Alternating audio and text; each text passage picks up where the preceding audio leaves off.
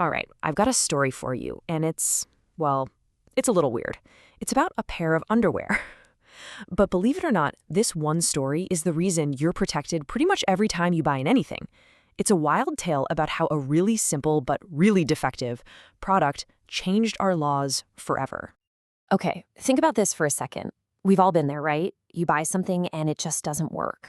But what if it goes beyond that? What if it actually hurts you? Your new phone overheats and burns your hand, or that prepackaged salad makes you seriously sick. When that happens, who's on the hook? The store you bought it from? The giant corporation that made it? That's the million-dollar question, and it's exactly what this story is all about. So, to figure this out, we're going to have to jump in the time machine and head way back.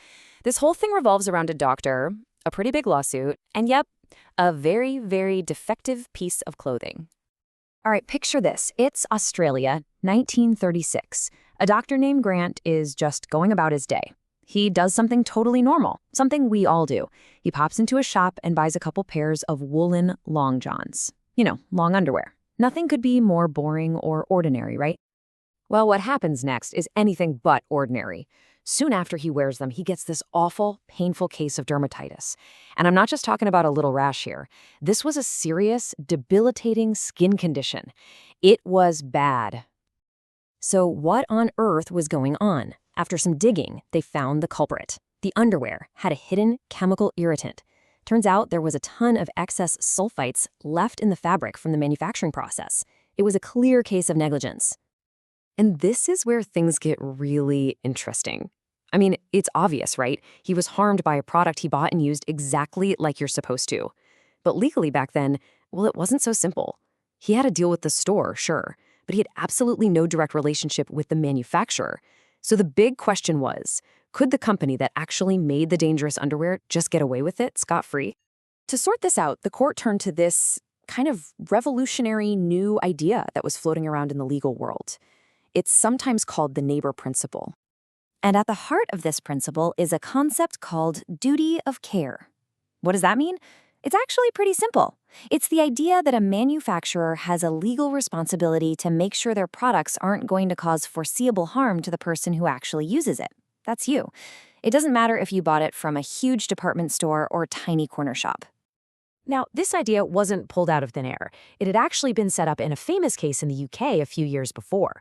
But this case, Dr. Grant versus the Australian knitting mills, this was the big one. This was the test that officially brought the whole duty of care idea into Australian law. And man, did it set a massive precedent. Okay, so this all leads to the big moment, the climax of the story. The landmark ruling that, believe it or not, still protects every single one of us today. Remember this year. 1936. This was it. This was the moment that the entire relationship between big companies and regular customers, like you and me, changed forever. So the highest court drops the hammer. They make it official. Australian Knitting Mills, the manufacturer, had a direct duty of care to Dr. Grant. The new rule was crystal clear. If your company's carelessness causes an injury, you are responsible, period. You gotta understand, before this, a manufacturer could just wash their hands of it, saying, hey, we didn't sell it to you directly. This ruling completely demolished that argument. And the court's logic was just so simple and powerful. Let's just walk through it real quick. Step 1, the manufacturer made the thing. Step 2, they were negligent, and that created a hidden defect. Step 3, that defect hurt someone. So step 4, the manufacturer is liable for that harm. Boom, it's a perfect, unbreakable chain of responsibility. Okay, so a case about itchy long johns from almost 100 years ago, why does any of this matter to you now? Because the legacy of what happened to Dr. Grant impacts your life every single day. Everything that came out of this one case basically cemented the rights you take for granted today. First, manufacturers are responsible for making sure their products are safe. Second, you're protected even if you didn't buy directly from them. And third, if their negligence hurts you, they're on the hook. This wasn't just a small change. It became a massive cornerstone of all modern consumer protection laws.